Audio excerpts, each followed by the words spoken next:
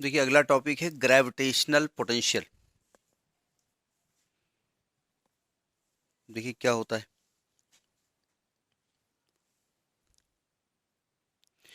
अगर अर्थ की हम बात करें तो ये अर्थ है, बनाना नहीं है इसको, ये अर्थ है। अर्थ का अपना मास होता है, हमने मास ऑफ अर्थ माना एमी। अर्थ की अगर बात करें तो इसके चारों ओर एक ग्रेविटेशनल फील्ड होता है। इस ग्रेविटेशनल फील्ड में अगर कोई दूसरा पार्टिकल रखा हो तो ये इसको अट्रैक्ट करती है अपनी तरफ, नहीं करती। तो अगर इस पार्टिकल को दूर ले जाओगे तो आपको उस ग्रेविटेशनल अट्रैक्शन के अगेंस्ट वर्क करना पड़ेगा। और अगर इस पार्टिकल को छोड़ दीजिए फ्रीली तो नीचे आएगी, तो नीचे आएगी तो वर्क होगा नहीं होगा। अगर ये छोड़ दीजिए फ्रीली तो नीचे आएगी, तो नीचे आने में वर्क होगा कि नहीं होगा, पता नहीं, तब भी वर्क होगा। लेकिन उसमें चूंकि अट्रैक्शन है तो वर्क ऑब्टेन होगा। यानी किसी भी पार्टिकल को अगर अब हम बात तो अर्थ की कर रहे हैं, अगर इस अर्थ की जगह मान लिया हम कोई बहुत बड़ी सी बॉडी रख दें, कोई बॉडी रख दें, तो उसका भी तो फील्ड हो सकता है। तो उस ग्रेविटेशनल फील्ड में अगर कोई पार्टिकल नीचे लाया जाता है या ऊपर ले जाया जाता है तो उसको वर्क करना पड़ेगा। तो कहते हैं ग्रेविटेशनल फील्ड में अगर किसी यूनिट मास की बॉडी को लेके आते हैं, यूनिट मास मतलब मास 1 kg, तो उसमें जो वर्क करना पड़ता है उसी को हम ग्रेविटेशनल पोटेंशियल कहते हैं। और अगर किसी बॉडी को लेके आते हैं, एम मास की लेके आते हैं, तो वर्क जो करते हैं वो उसकी ग्रेविटेशनल पोटेंशियल एनर्जी होती है। तो ग्रेविटेशनल पोटेंशियल और ग्रेविटेशनल पोटेंशियल एनर्जी में अंतर यह है कि यहाँ यूनिट मास लेके आना होता है। ठीक है, तो लिखिए कहानी।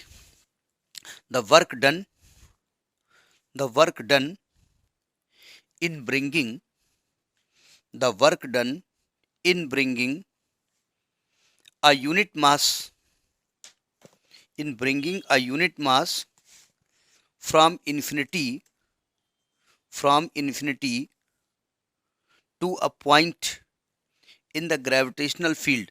अब वो ग्रेविटेशनल फील्ड अर्थ का हो सकता है, ग्रेविटेशनल फील्ड किसी बॉडी का हो सकता है। From infinity to a point in the gravitational field is called gravitational potential at that point. क्या कहा गया? The work done. जहां वर्क डन लिखा हुआ है वहां पर अभी एक अमेंडमेंट किया जाएगा, क्योंकि यहां पर जरा समझिएगा डेफिनेशन क्या बताई गई कि work done in bringing a unit mass of a body from infinity to a point is called gravitational potential at that point. यानी कि क्या बोला गया, फिर डेफिनेशन देखिए। The work done in bringing the body of unit mass in gravitational field, यानी कोई body रही होगी जिसने एक फील्ड क्रिएट किया होगा। वो फील्ड अर्थ का भी हो सकता है, वो फील्ड किसी भी बॉडी के हो सकता है। तो हमने एक पॉइंट मास ले लिया कैपिटल एम, ये पॉइंट मास लिया, इसका मास कितना ले लिया हमने, कैपिटल एम। ये अर्थ भी हो सकती है। इसने अपने चारों तरफ एक ग्रेविटेशनल फील्ड क्रिएट कर रखा है और इसमें आर डिस्टेंस पर एक पॉइंट पी है जहां पर एक पार्टिकल को लेके आना है। कहां से लेके आना है? इनफाइनाइट से लेके आना है, इनफाइनाइट से लेके आना है। ठीक है, तो इनफाइनाइट तो हमको मालूम नहीं। ठीक है, तो आप क्या करेंगे, इसके दो तरीके हैं। एक लेंदी प्रोसेस है जो कि बायोलॉजी वाले करते हैं ज़्यादातर, एक शॉर्ट प्रोसेस है जो इंटीग्रल मेथड है। तो इंटीग्रल मेथड भी बायो वाले करते हैं, करना पड़ता है उसको। ठीक है, तो हम कैसे करेंगे ज़रा समझिएगा। तो पहले कहानी लिखिए। लेट, पैराग्राफ से लिखिए, let capital M is a point mass, capital M is a point mass and a body of mass small m, and a body of mass small m is brought from infinity to point P। मतलब जो point mass लिया है इसी का gravitational field है, वो अर्थ भी हो सकती है। क्या लिखा? And body of mass small m is brought from infinity to a point P in the gravitational field of this point mass, in the gravitational field of this point mass।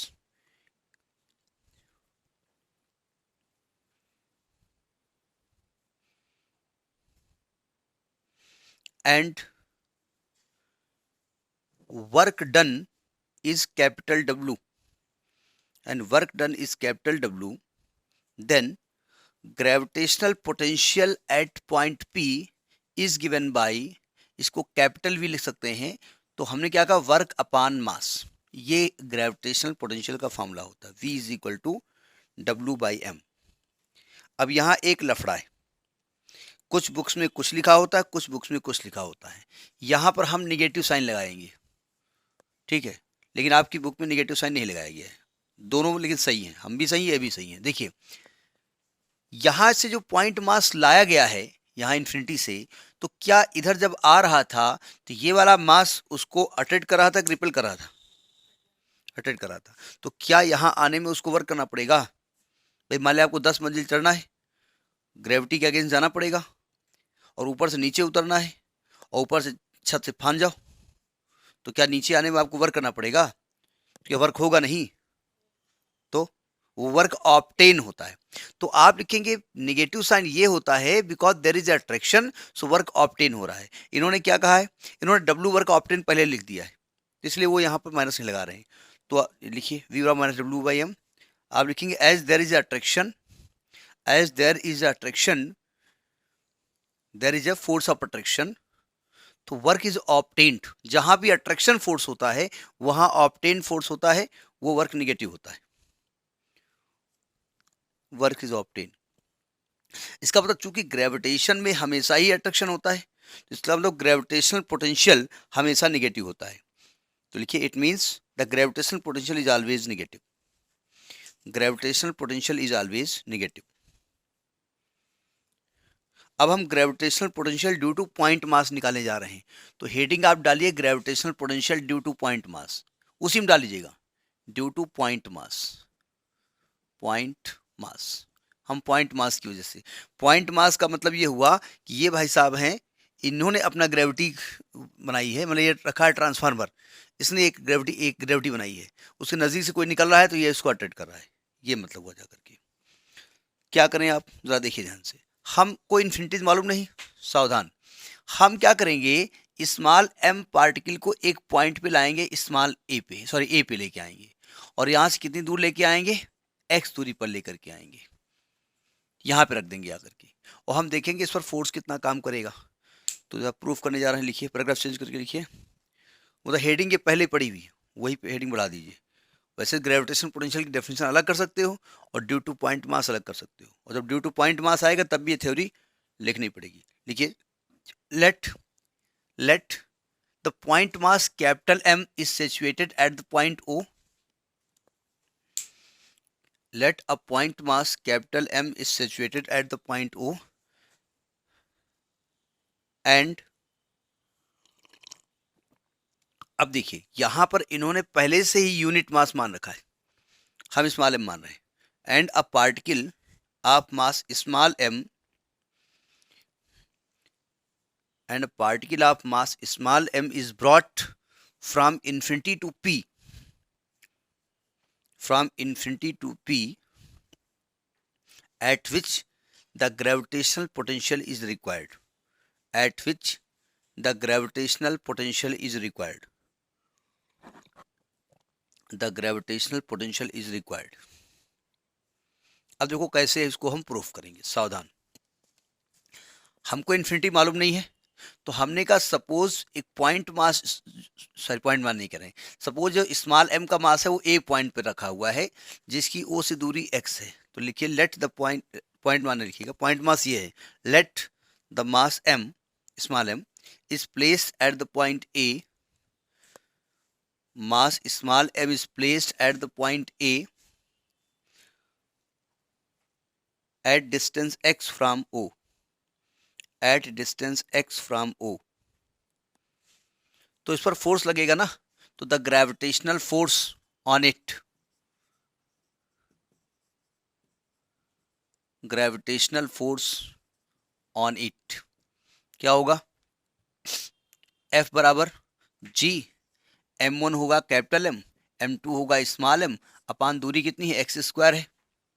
अब सावधान, आपको इस बॉडी को यहां से लेकर के यहां तक आना है, क्या यहां से यहां तक फोर्स सेम रहेगा कि चेंज होता रहेगा?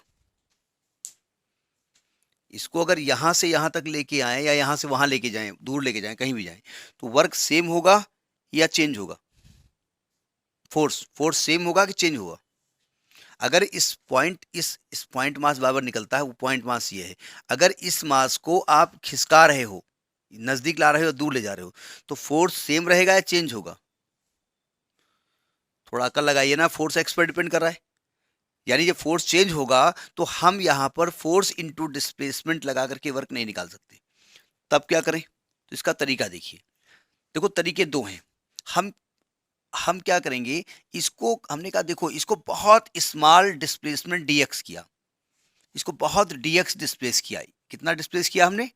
dx डिस्प्लेस किया, बिल्कुल स्मॉल डिस्प्लेसमेंट। हम उधर ले जा रहे हैं, ध्यान रखिएगा, उधर ले जाना अलग बात होती है, इधर ले जाना अलग बात होती है।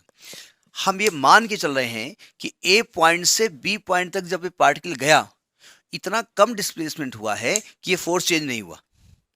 तो लिखिए let the particle is displaced from A to B, the particle is displaced from A to B, then work from A to B, then work done, then the small work done, then the small work done क्या होगा? dw is equal to force into displacement. यानी कि force हो गया g capital M into small m upon x square into dx। लेकिन particle तो थोड़ा गलत कर गए हम। ऐसा करिए, एक मिनट, आप इसको नजदीक लेके आओ, दूर न लेके जाओ। अगर आप देखो दो अंतर हैं, अगर इधर से उधर लेके जाओगे तो आप यहां से लेकर के इन्फिनिटी तक जा रहे हो, और उधर से इधर लेके आओगे तो आप इन्फिनिटी से लेके यहां आ रहे हो, तो आप यहां बी लिखो, है वही चीज। ठीक है, ये वर्क डन हो गया। अब लेकिन पार्टिकल को लेके कहां से कहां तक आना है? पार्टिकल को तो इनफाइनाइट से लेकर के पी तक आना है, तो टोटल वर्क डन निकाल लीजिएगा। Total work done, total work done in bringing the particle, bringing the particle from infinity to p। तो टोटल वर्क डन के लिए क्या करते हैं, यहां पर सिग्मा लगाते हैं और मैथमेटिक्स की भाषा में इंटीग्रल करते हैं। यहां पर इनिशियल लिमिट, यहां पर फाइनल लिमिट, हम बाद में रखते हैं लिमिट dw। इनिशियली हम कहाँ थे? इन्फिनिटी पे, तो इनिशियल लिमिट इन्फिनिटी हो गई और फाइनल लिमिट r हो गई, क्यों? r दूरी पे हम आ गए। ठीक है, तो रखो value infinity to r, dw का मान क्या होगा? g capital M into small m upon x square dx। अब इसको हमें इंटीग्रेट करना पड़ेगा, चूंकि इंटीग्रल 11th क्लास में है नहीं, तो मैथमेटिक्स वाले भी याद ही करते हैं। देखिए, अगर आप x के रेस्पेक्ट में अकेला dx लिख रहे हो तो इसका इंटीग्रल x होता है, और अगर x के रेस्पेक्ट में आप x टू पावर n dx कर रहे हो तो इसका integral x power n plus one upon n plus one होता है। अगर इसको ध्यान से देखिए, w इज इक्वल टू, तो इसमें g capital M small m बाहर लिख लो, और यहाँ पर ये integral infinity to r, bracket क्यों लगा रहे हो, infinity to r x power minus two dx लिख सकते हैं। तो ये फॉर्मूला ये वाला अप्लाई हो जाएगा, x power n plus one upon n plus one. एक मिनट, तो यानी जब इसको हम सॉल्व करेंगे तो आएगा g capital M small m x power minus two plus one upon minus two plus one w। तो जब यहाँ से हम अच्छा लिमिट यहाँ रख देते हैं इन्फिनिटी टू r, सब सॉल्व करेंगे तो माइनस g, माइनस अपने आप नहीं लगाएंगे, बाद में लगाएंगे, अगर नहीं आएगा तो लगाएंगे हम, capital M into small m, ये आएगा x power minus one upon minus one आएगा, ये माइनस वन बाहर ले आओ, तो minus g capital M into small m, ये वन अपॉन r लिखा हुआ है, वन अपॉन x लिखा हुआ है, और लिमिट इन्फिनिटी टू r रखो, लिमिट रखिए। लिमिट रखने का तरीका ये होता है कि x की जगह अपर लिमिट रखते हैं तो वन अपॉन r हो जाएगा, और लोअर रखेंगे तो इन्फिनिटी, वन अपॉन इन्फिनिटी हो जाएगा, ये जीरो होता है। तो w is equal to minus G capital M small m upon r। अब बताइए हमने क्या माइनस लगाया है? अपने आप, ये अपने आप आ गया, क्यों? क्योंकि हम इन्फिनिटी से p की तरफ लेके आ रहे थे। आपकी बुक में क्या किया उन्होंने? p से इन्फिनिटी ले गए। अब p से इन्फिनिटी ले गए तो सिंपल सी बात है, ग्रेविटेशन के अगेंस्ट जा रहे हो तो आपको वर्क करना पड़ेगा। तो इनका वर्क पॉजिटिव आया और बाद में उसको नेगेटिव किया। हम ऑलरेडी पार्टिकल को इन्फिनिटी से p की तरफ लेके आ रहे हैं तो अपने आप वर्क नेगेटिव आ गया। अब जरा देखिए, अगर यही वर्क हमसे पूछते तो इसको ग्रेविटेशनल पोटेंशियल एनर्जी कहते हैं। क्या कहते हैं, ग्रेविटेशनल पोटेंशियल एनर्जी। ठीक है, तो पहले तो अब ग्रेविटेशनल पोटेंशियल की बात कर रहे हैं, नोट करिए, हो गया। ग्रेविटेशनल पोटेंशियल क्या बताइए डेफिनेशन, V बराबर W/m यानी minus G capital M small m upon R into M, M cut गया तो V बराबर आएगा minus G capital M small m upon R है? हाँ एम कट गया है। ये निगेटिव साइन ये इंडिकेट करता है there is a force of attraction. इसके बाद जहां भी पढ़ेंगे जहां पर फोर्स ऑफ अट्रैक्शन होगा वहां वर्क डन निगेटिव आएगा हमेशा। अब अगर हमको ग्रेविटेशनल पोटेंशियल ऑन अर्थ निकालना होता, ग्रेविटेशनल पोटेंशियल ऑन अर्थ, तो इसमें होता क्या, जो अर्थ ये है, मतलब ये अर्थ है, या चूंकि बनाई ऐसे गई, हम जो पॉइंट मास ले रहे थे उसको अर्थ भी ले सकते थे, तो वो तो बनाने पर है, चाहे जैसे बनाओ वैसे बनाओ, उससे कोई फर्क नहीं पड़ता। तो हमने कहा भाई ये अर्थ है, ये अर्थ है, ये अर्थ का सेंटर रहा होगा, ये अर्थ की रेडियस रही होगी, ठीक है, अर्थ का मास कैपिटल एम ही रहा होगा, और यहाँ पर इन्फिनिटी से एक बॉडी को, इन्फिनिटी से एक बॉडी को ऐसे फेंका गया होगा, और यहाँ पर बॉडी आ गई होगी पी मास पे। तो जहाँ पर आप पॉइंट मास कैपिटल एम लिख रहे थे उसको एम ही लिख दो, और जहाँ पर डिस्टेंस आर लिख रहे थे वहाँ पर आर ही लिख दो। तो जो आप जानते हैं, अगर इसको प्रूफ करने के लिए वही वही बड़ा पूरा प्रूफ चलेगा, ठीक है, थोड़ा चेंज कर सकते हैं कि भाई यहाँ पर on the surface of earth, on the language वही लिखी जाएगी पूरी, जहाँ पॉइंट मास था कैपिटल एम मास का वो मास ऑफ अर्थ हो जाएगा, on the surface of earth, earth जो फोर्स काम करेगा वो क्या होगा, G M E M upon R E square. अब इन्फिनिटी से पार्टिकल को जब पी पॉइंट तक लेके आए थे तो वर्क कितना आया था, minus G capital M small M upon R था। तो वर्क डन जब यहाँ निकालेंगे, मेथड वही होगा, मेथड ये होगा कि यहाँ पर आप ए पॉइंट लेंगे, यहाँ से एक्स डिस्टेंस पे लेंगे, ठीक है, यहाँ पर फोर्स निकालेंगे, फिर इसको डी एक्स डिस्प्लेस करेंगे, फिर लिमिट आप इन्फिनिटी टू आर ही कर देंगे, बस कुछ नहीं करना है। वहाँ इन्फिनिटी टू आर किया था, आर जगह आर ही कर देंगे, प्रूफ वही होके आएगा। तो work done in bringing the mass small m कहाँ से, from infinity to earth surface,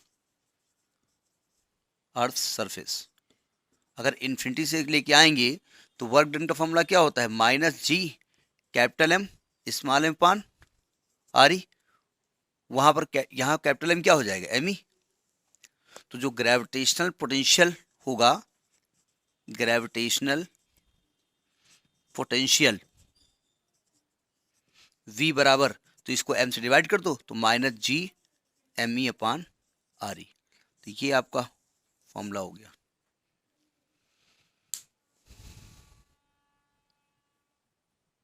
देखिए अगर एग्जाम में पॉइंट मास जगह अर्थ आएगा तो आप जो पहले वाला प्रूफ किया था उसमें जो आपने कैपिटल एम माना था उसी को एम ही मान लेना, बस जरूरी थोड़ा अर्थ ऐसे ही बनाए हम, ये अर्थ यहाँ रख दिया और ये दूरी हमने आर मानी थी उसको आप आर ही मान लीजिएगा, बस पार्टिकल को इन्फिनिट से ले आइएगा, उससे कोई मतलब नहीं है।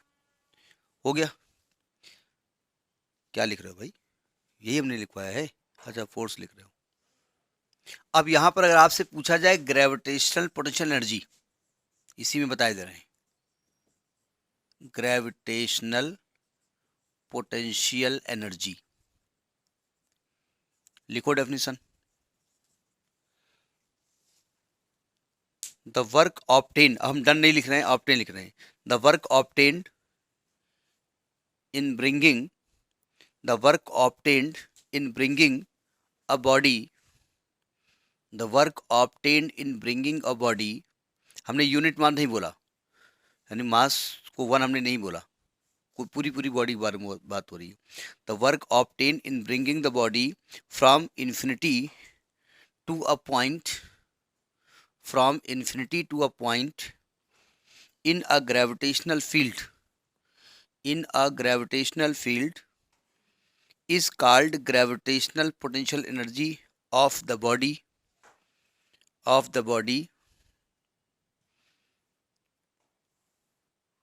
at that point.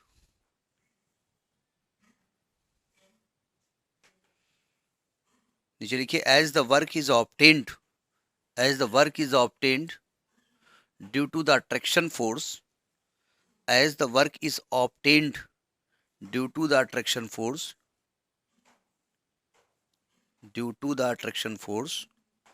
या due to the force of attraction, जो भी लिखना हो लिखिए. So this energy will be negative. ये एनर्जी कैसी होगी? नेगेटिव होगी. ठीक है. तो अब देखिए, जैसे आपसे कहा जाए कि gravitational potential energy due two point mass, क्या कहा जाए? ड्यू टू पॉइंट मास कहा जाए. पॉइंट मास, तो पॉइंट मास वही कैपिटल एम वाला. ठीक है. तो आपने जो वर्क वहां क्या निकाला था? -g capital M small M पर आर निकाला था. यही प्रूव कर दीजिएगा, यही एनर्जी होगी जाकर के. ठीक हो. और अगर ड्यू टू अर्थ बोलेंगे तो W क्या हो जाएगा? -g कैपिटल एम आपका अर्थ हो जाएगा और रेडियस आपकी अर्थ की रेडियस हो जाएगी, आर हो जाएगी. ठीक है. मतलब प्रूफ वही करेंगे पूरा जो हमने इंटीग्रल किया था. बस आप यहाँ पर जो कैपिटल एम लिखा था वो मास ऑफ अर्थ कर देंगे और यहाँ पर एम से डिवाइड, स्मॉल एम से डिवाइड नहीं करेंगे. ठीक है. अब देखिए, ये भी तो हो सकता है एक स्पेशल केस, या एक note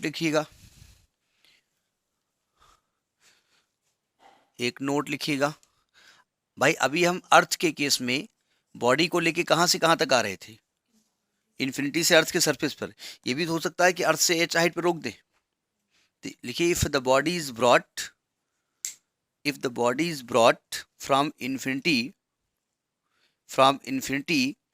at height h from the earth surface, from infinity at the point at the height h from earth surface, then, तो पहली बात, अगर ग्रेविटेशनल पोटेंशियल निकालेंगे आप,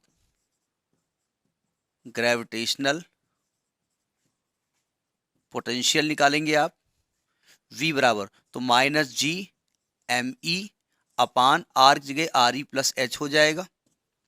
पहली बात. दूसरी बात, अगर आपसे कहेंगे ग्रेविटेशनल पोटेंशियल एनर्जी निकालो तो वही एनर्जी यू लिख दीजिए उसको. भाई डब्ल्यू को यही यू लिख दिया जाता है, यू लिख दीजिएगा. तो ये हो जाएगा -g me अपान आर ई प्लस एच हो जाएगा. ठीक है.